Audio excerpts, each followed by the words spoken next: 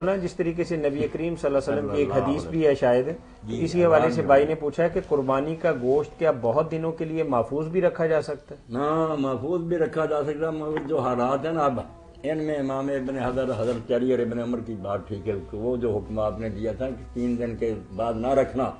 وہ حکم لوٹ آیا، منسوخ نہیں تھا، وہ ضرورت کے تحت تھا کہ 1 سال لوگ دیکھے آپ نے آئے ہیں، غریب ہیں، تنگ، فرمایا نہ رکھو، اگلے سال کا ٹھیک ہے فراخی ہے تو اگر تو ہو جائے کہ لوگ بہت امیر ہیں، سب کھا رہے ہیں، تو بے شک سال رکھ رہے ہیں، اور اگر نوبت ہوئی آ جائے تو اب تو 3 دن کی اجازت بھی نہیں دینی چاہیے، 1 دن سے زیادہ بھی نہ رکھیں، بلکہ جو اس کی حکمت تھی اس کے مطابق پھر 1 دن میں بھی 1 وقت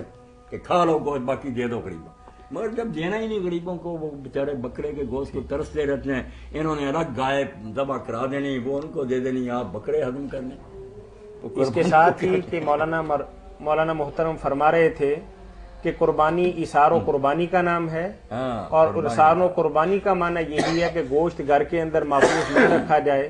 اس حالت کے اندر کہ ہمسائے، عزیز و اقارب اور مسلمانان ملت جو ہیں وہ بھوکے اور تلاش کر رہے ہیں گوشت، تو ان حالات کے اندر گوشت گھر کے اندر محفوظ رکھنا جو ہے نا وہ ایثار کے خلاف ہے۔ اس کے ساتھ ہی ہم شکر گزار ہیں مفتی اعظم پاکستان محترم مولانا محمد اسحاق مدد ذلہ العالی کے، فتاوی آن لائن مرکز الحرمین الاسلامی کا پروگرام اب اختتام پذیر ہوتا ہے۔